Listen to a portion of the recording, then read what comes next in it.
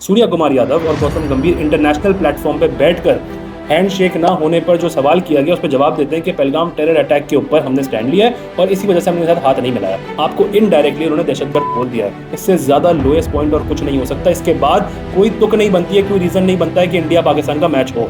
नहीं खेलना चाहिए 21 तारीख को हमें मैच। यहाँ पे एक बार स्टैंड लीजिए, पूरी कौम पूरी नेशन आपको बैक करेगी कि हम इन गंदे लोगों के साथ ना खेलें। ये तो बेशरम लोग हैं, ये तो दहशतगर्द बोलेंगे और फिर खेलने भी आएंगे।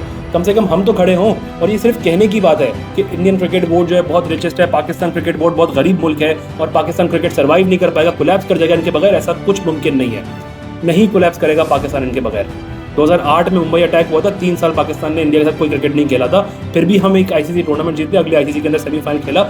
2011 में मजबूरी में जाके सेमीफाइनल खेला था पाकिस्तान ने। उसके बाद आंखें चमक गई थी आईसीसी और बीसीसीआई की, यार पूरे टूर्नामेंट में जितना फायदा नहीं हो रहा उतना एक मैच से फायदा हो रहा है। फिर 2012 ऑनवर्ड्स हर साल, हमने तो नहीं कहा था कि मैचेस कराओ, हर साल आईसीसी के अंदर मैचेस किसने कराए? इन लोगों ने कराए।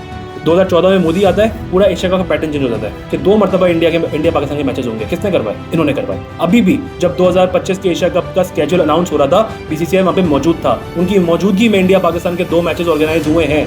इनको कोई तकलीफ नहीं थी। इसका मतलब ये है कि बीसीसीआई और इंडियन गवर्नमेंट कॉम्प्रोमाइज कर चुके थे कि हमने पाकिस्तान से खेलना है। तो इस तरह की अब चिंदी हरकतें, 2 नंबरी हरकतें करके क्रिकेट को गंदा करने का कोई फायदा नहीं है। मोहसिन नकवी साहब, पहली चीज तो ये कि लेटर लिखने का कोई मतलब नहीं था। आप लेटर लिख किसको रहे हैं? आईसीसी का चेयरमैन जो खुद जय शाह है।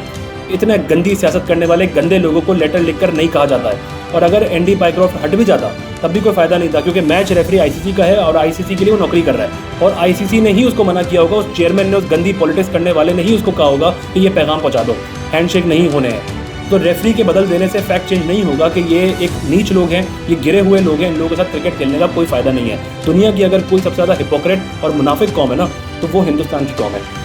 सारा दिन सुबह शाम बैठ के पाकिस्तान को दहशतगर्द बोलेंगे, पाकिस्तान की बुराइयां करेंगे, अपने मेन स्ट्रीम मीडिया के अंदर पाकिस्तान का नाम लेते रहेंगे, इतने ऑब्सेस्ड हैं, लेकिन भागते हुए आएंगे कि हमें पाकिस्तान से खेलना है।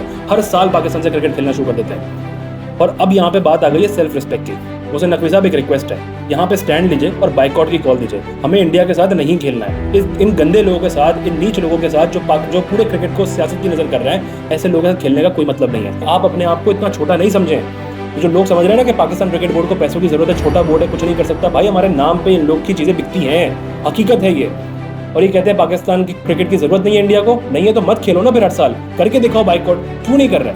ये मजबूर हैं। 2027 के वर्ल्ड कप तक के सारे राइट्स उन्होंने बेच दिए हैं। मैं मानता हूं कि हमारा क्रिकेट इस वक्त स्टेबल नहीं है, हमारे क्रिकेट का डाउनफॉल चल रहा है, लेकिन रियलिटी ये है कि हमारे लोएस्ट पे भी इनको हमारी जरूरत पड़ती है। तो आप स्टैंड तो लें, खड़े तो हों, फिर देखें कैसे आते हैं आपके साथ नेगोशिएशन करने के लिए, और फिर नेगोशिएशन करते हुए मांगेगा पब्लिक अपॉलॉजी।